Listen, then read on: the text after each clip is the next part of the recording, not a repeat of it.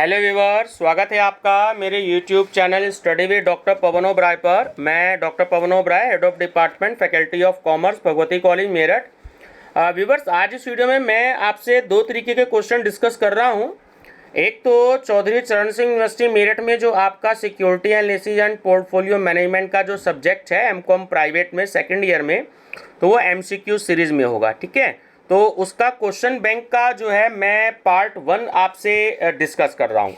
तो ये सीक्वेंस जो है ये थोड़े से मैंने इस तरीके से इसको कर दिया है कि PDF फाइल इस तरीके से बनाई है, मैटर को अरेंज करके, क्वेश्चन अरेंज करके, कि आप जो है सारी यूनिट्स जो हैं वो रिवाइज कर पाएँ। ठीक है, तो अगर आप 20-25 मिनट की वीडियो देखते हैं तो आप सारी यूनिट्स को कवर कर पाएंगे। ठीक है, पार्ट 1, पार्ट 2, पार्ट 3, इस तरीके से 4-5 मैं पार्ट बनाऊंगा आपके।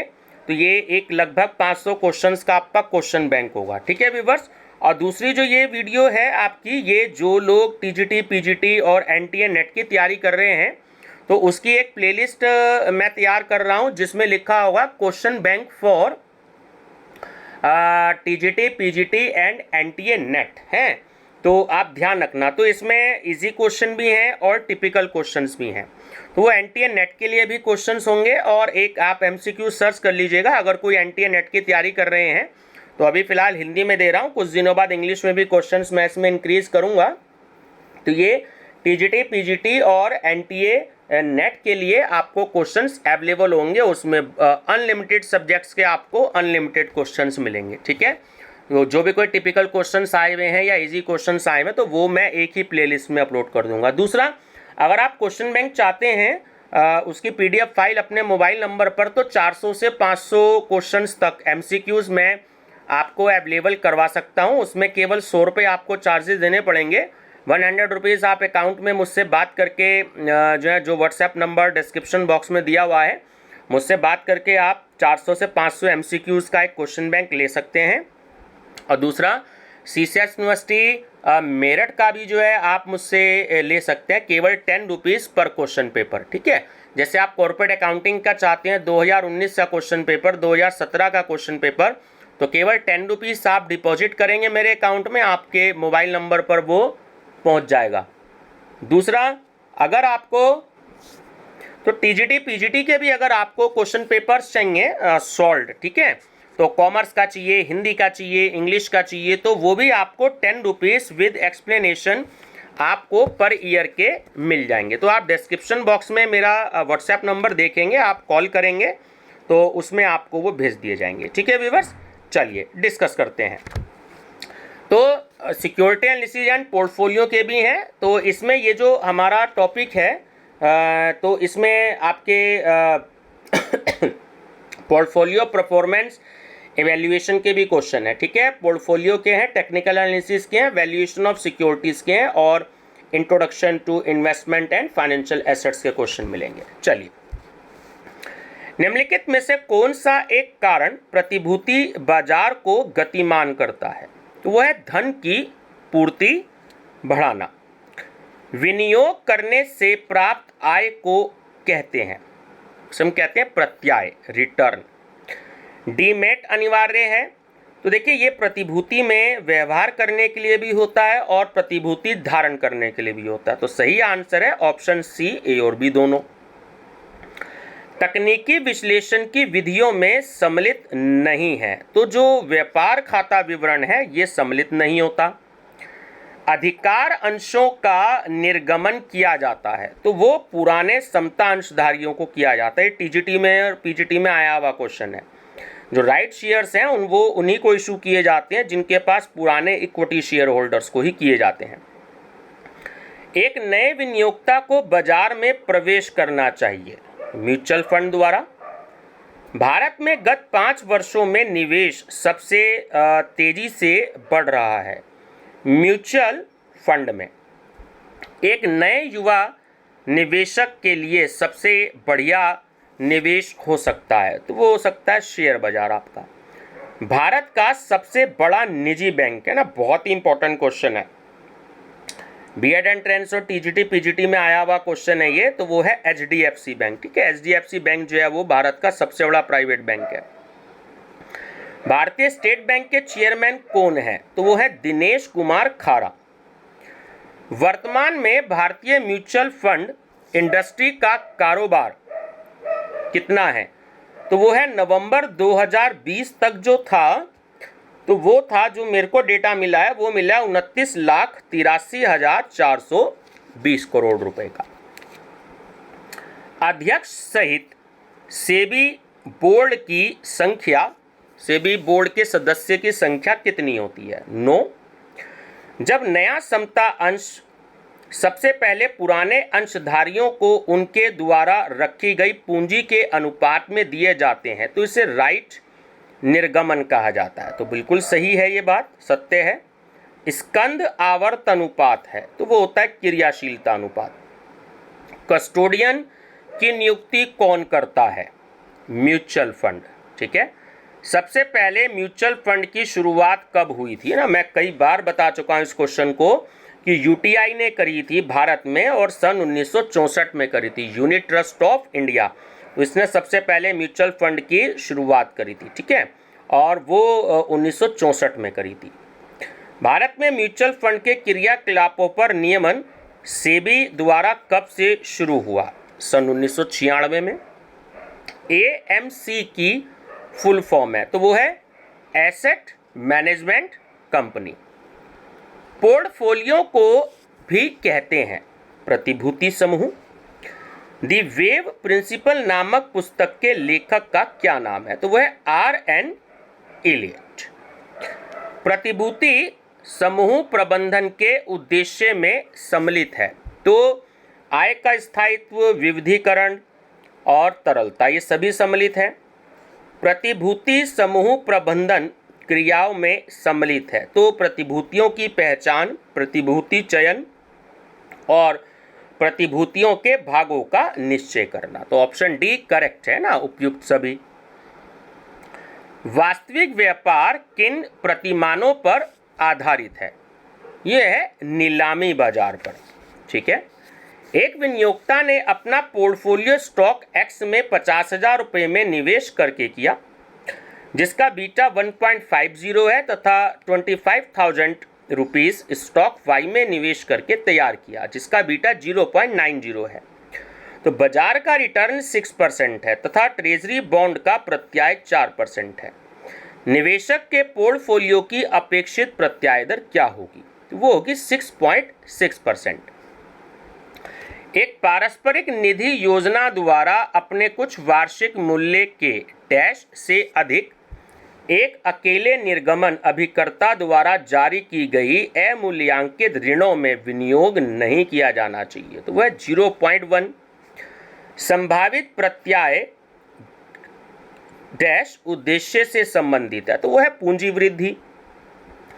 एक पोर्टफोलियो में उचित प्रतिभूतियों का चयन करने वाले मॉडल का नाम है तो वो है शार्प का ऑप्टिमल पोर्टफोलियो।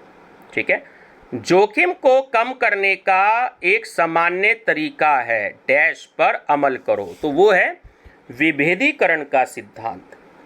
जब सेंसेक्स बढ़ता है तो स्टॉक कीमतों में भी वृद्धि होती है तथा सेंसेक्स गिरने के साथ ही स्टॉक कीमतें भी गिरती हैं। यह विचारधारा जिस मॉडल में परिलक्षित होती है तो वो है सी शार्प का एकल सूचकांक मॉडल।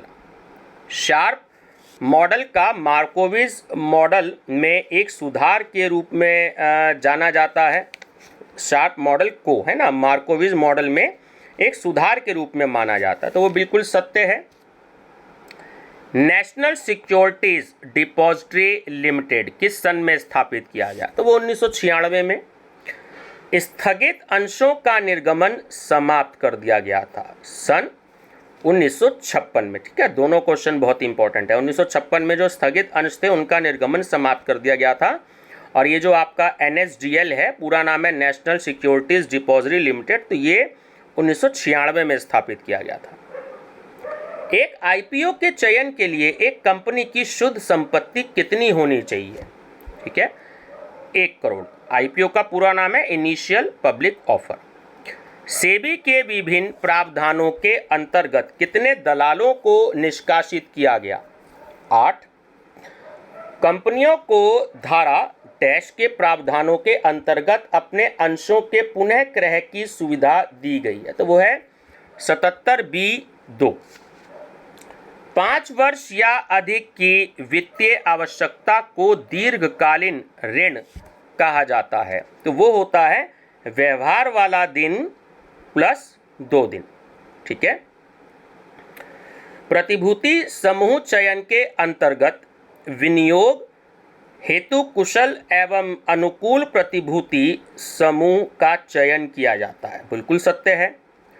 स्टॉक एवं बॉन्ड को डैश के रूप में वर्गीकृत किया जा सकता है, तो वो होता है वित्तीय संपत्ति, है ना, फाइनेंशियल एसेट्स। पर्ल पारस्परिक कोष का प्रत्याय विचरण 25 है, कोष का प्रत्याय 18% है और जोखिम रहित प्रत्याय दर 5% है, तो शार्प सूचकांक होगा, तो होगा 2.6। एक योग्य पोर्टफोलियो वह है जो, देखिए तीनों ऑप्शन इसमें सही है, कि एक निश्चित जोखिम क्षमता पर अधिकतम लाभ देता है, केवल जोखिमपूर्ण संपत्तियों को रखता है और जोखिम मुक्त तथा जोखिम युक्त संपत्तियों को रखता है, तो ऑप्शन डी करेक्ट है, उपयुक्त सभी। पोर्टफोलियो की सफलता की जांच के लिए प्रयोग किया जाने वाला तत्व है, तो वो है अल्फा या गैर व्यवस्थित जोखिम। स्टॉक्स एवं बॉन्ड्स को वर्गीकृत किया जा सकता है, तो वित्तीय संपत्ति के रूप में। कंपनी विशेष में शामिल है, तो उसमें केवल परिमाणात्मक घटक ही शामिल होते हैं। निम्नलिखित में से कौन जोखिम रहित विनियोग माना जाएगा, तो वो होगा सरकारी ट्रेजरी बिल्स। निम्नलिखित में से कौन सा कथन सत्य है, तो तीनों को बहुत अच्छे से तैयार कर लेंगे, तीनों बिल्कुल सही हैं, कि बाजार पोर्टफोलियो का बीटा 1 होता है।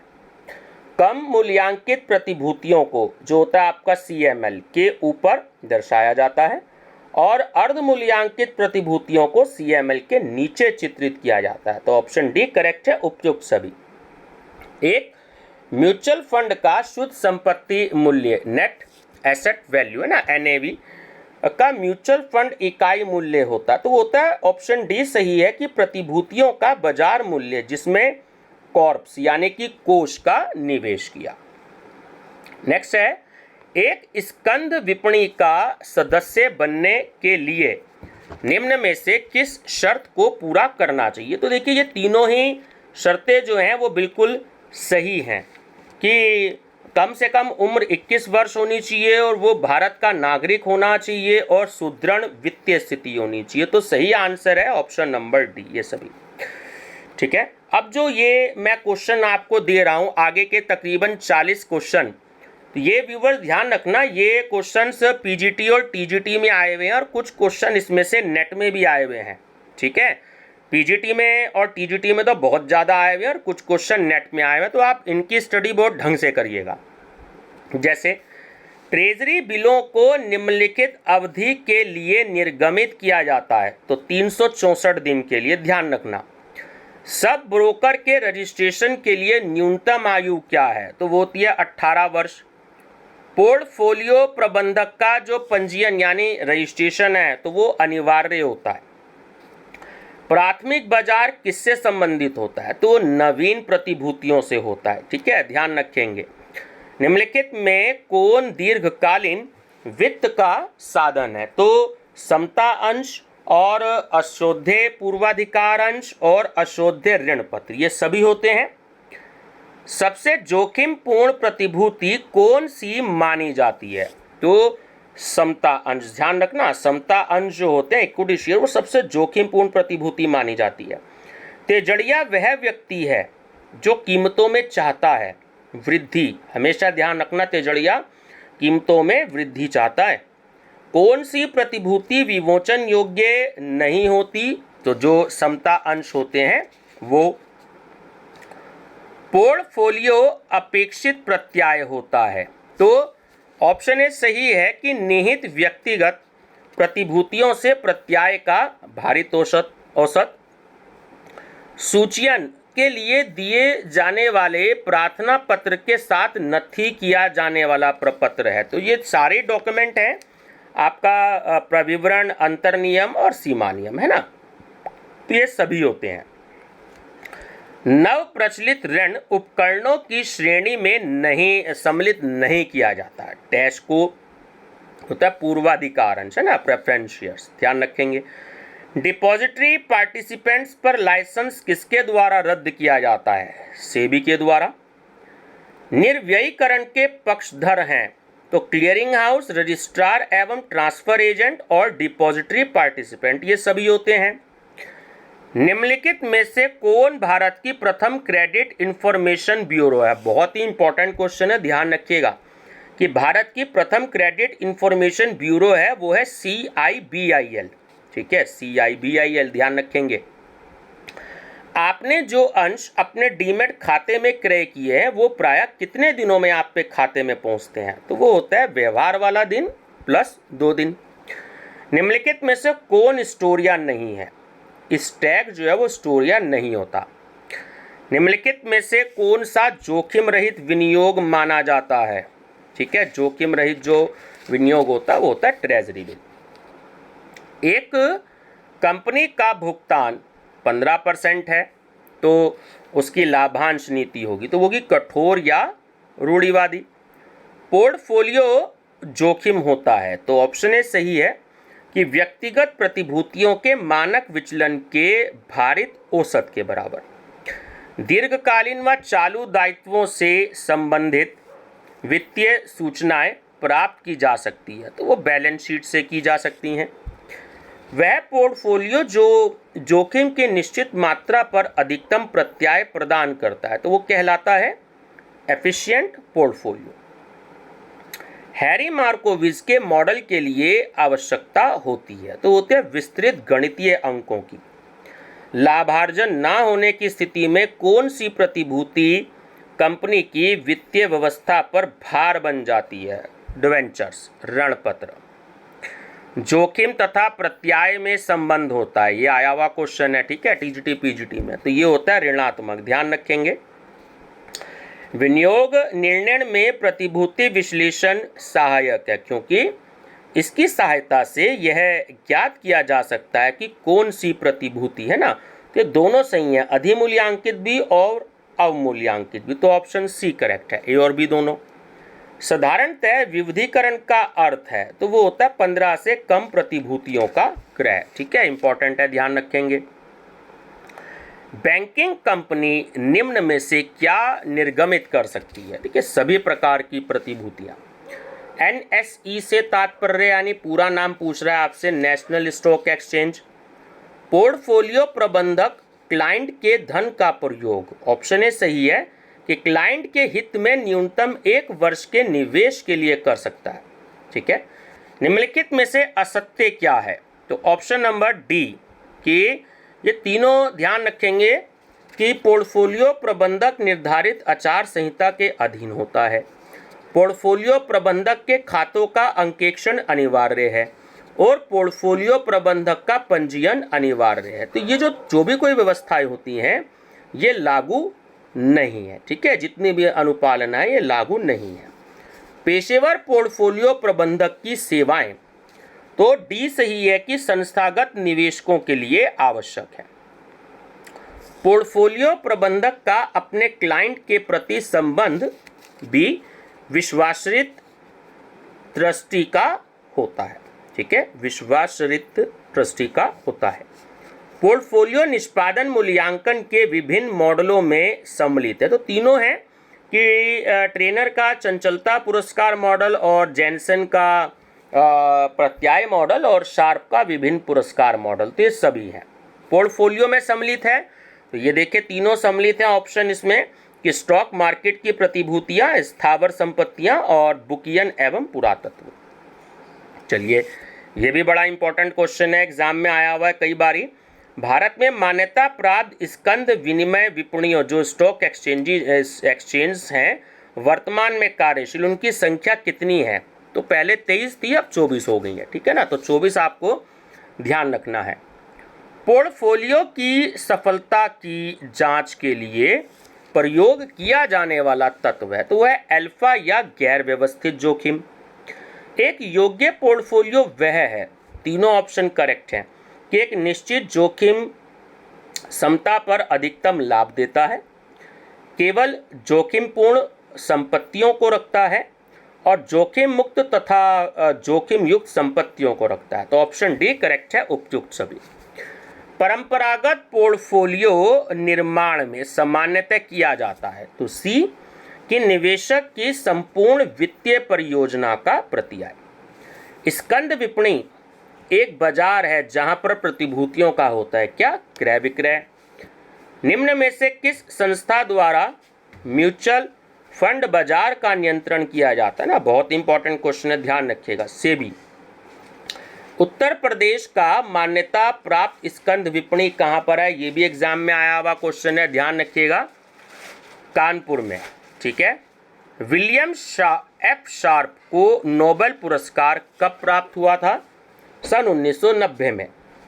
यदि मूल्य अर्जन अनुपात 8 तथा अंश का बाजार मूल्य 96 है तो ईपीएस यानी अर्निंग पर शेयर की गणना कीजिए, तो वो हो जाएगी आपकी 12, डिवाइड कर दीजिएगा, 12 8 जा 96। आईपीओ ग्रेडिंग में सेबी की कोई भूमिका नहीं होती है, तो बिल्कुल ये कथन जो है वो बिल्कुल सही है, ठीक है। किस प्रकार का पोर्टफोलियो विभक्तिकरण प्रायः प्रत्येक कुछ वर्षों में संपन्न किया जाता है, बी रणनीतिक संपत्ति विभक्तिकरण। यदि निवेशक के पोर्टफोलियो में एक कोष मूल्य के 75% अंश और 25% राष्ट्रीय बचत पत्र हैं तो वह कहलाएगा, तो वो होगा एक जोखिम प्रेमी निवेशक।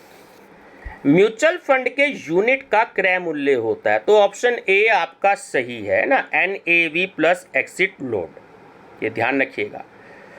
MCX किससे संबंधित है, तो वो सेवा बाजार से संबंधित होता है। पोर्टफोलियो निर्माण के माध्यम से जोखिम कम करने की संभावना निम्नलिखित में से किस पर निर्भर करती है, तो होती है सह संबंध गुणांक। पोर्टफोलियो संरचना में डैश सम्मिलित है, तो होती है स्टॉक मार्केट की प्रतिभूतियां। पोर्टफोलियो अपेक्षित है, ठीक है, तो इसमें तीनों ऑप्शन आपके सही हैं कि निहित व्यक्तिगत प्रतिभूतियों से आशय और आपका प्रतिभूतियों से प्रत्याय का भारित औसत है ना, और पोर्टफोलियो से विनियोग में स्थिर आय और पोर्टफोलियो से प्रतिभूतियों का विविधीकरण करना, तो ये सही आंसर है ना।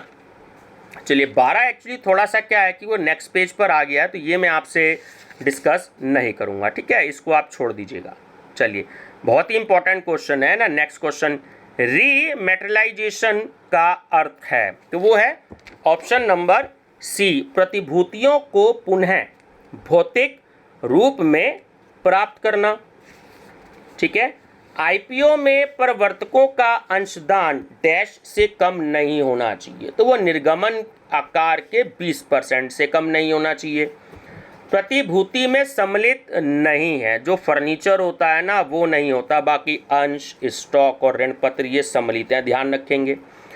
वित्तीय विलेख पर लाभांश अदा करना विशेषता है, तो वो समता अंशों की होती है।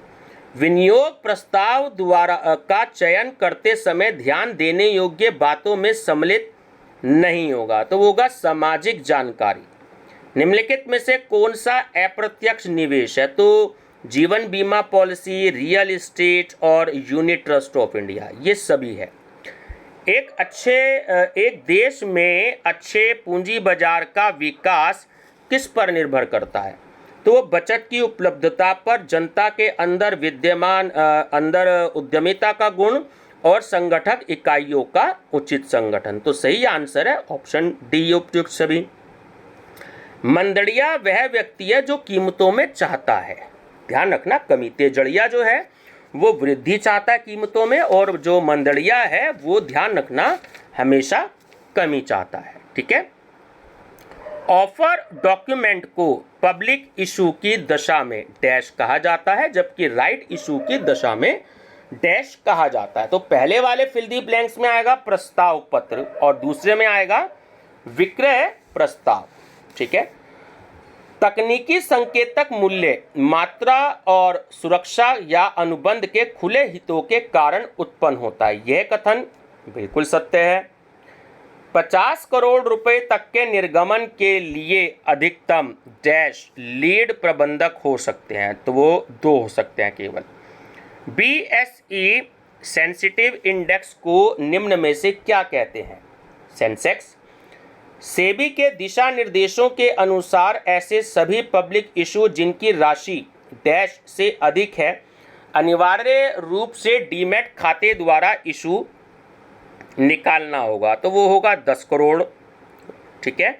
AM विधि के अनुसार एक फर्म का मूल्य ऋण क्षमता मिश्रण से प्रभावित होता है। ये बिल्कुल असत्य कथन है। साख प्रबंधन की क्षमता मापी जाती है, तो वो औसत वसूली अवधि से मापी जाती है। FMCG कंपनी का उदाहरण निम्नलिखित में है, तो वो है HUL कंपनी। ठीक है। चलिए, विदेशी विनिमय के लेन देन को डैश के द्वारा नियंत्रित किया जाता है, तो वो होता है विदेशी मुद्रा प्रबंध अधिनियम। ठीक है, ध्यान रखेंगे। समता अंशों की लागत लाभांश की वह दर है जो इन पर चुकाया जाता है, तो ये कथन बिल्कुल असत्य है।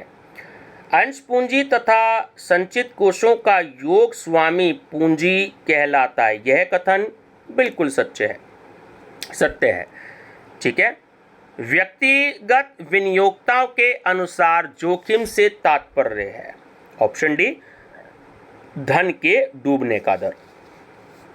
सर्वाधिक उचित लाभांश नीति डैश भुगतान है, तो वो है प्रति अंश स्थिर लाभांश। Over the counter exchange of India की विशेषताएं, तो तीनों ही है। राष्ट्रीय नेटवर्क भी है, आपका निवेशक का रजिस्ट्रेशन भी है और बिना कमरे के ट्रेडिंग है ना, तो सही आंसर है ऑप्शन डी ये सभी। देर नहीं है, ये अधिक दर से लाभ कमाने के उद्देश्य से उच्च जोखिमपूर्ण विनियोग में लगाए गए धन को कहा जाता है, तो उन्हें हम साहसिक पूंजी कहते हैं। स्टॉक एक्सचेंज का कार्य में शामिल है, तो तीनों शामिल हैं कि निवेशकों की सुरक्षा, प्रतिभूतियों के क्रय विक्रय हेतु बाजार और तरलता प्रदान करना, तो सही आंसर है ऑप्शन डी ये सभी। स्टॉक एक्सचेंज के सदस्य को 5 वर्ष तक सुरक्षित रखने वाली पुस्तकें, तो ये तीनों ही हैं। सौदा पुस्तक भी होती है, ग्राहकों का रजिस्टर भी होता है और प्रतिभूतियों की प्राप्ति तथा सुपुर्दगी रजिस्टर भी होता है, तो सही आंसर है ऑप्शन डी ये सभी। तो व्यूअर्स, लगभग 28 मिनट की वीडियो हो चुकी है, वीडियो ज़्यादा बड़ी हो जाएगी, तो इसमें मैंने लगभग 120 क्वेश्चन जो हैं वो आपको प्रोवाइड कराए हैं। 2-4 क्वेश्चन कम भी हो सकते हैं, ज़्यादा भी हो सकते हैं। ये आपका पार्ट नंबर 1 है। ठीक है, ये ऐसे क्वेश्चंस का कलेक्शन है जो NTA नेट, TGT, PGT और बीएड एंट्रेंस में भी आ जाते हैं। तो बीएड एंट्रेंस तो मैं इसलिए नहीं कहूँगा कि क्वेश्चंस जो हैं आते हैं, बट ये TGT, PGT और NTA नेट के हिसाब से ज़्यादा इंपॉर्टेंट हैं। ठीक है, तो वीडियो पसंद आए तो लाइक शेयर सब्सक्राइब करते रहिएगा। आप मेरा चैनल अपने फ्रेंड सर्कल को भी बताते रहिएगा, और ये ऐसे क्वेश्चंस आपको अवेलेबल मेरे चैनल पर होते रहेंगे। मेरा चैनल नेम ध्यान रखिएगा, study with doctor Pavan Oberoi. Thank you.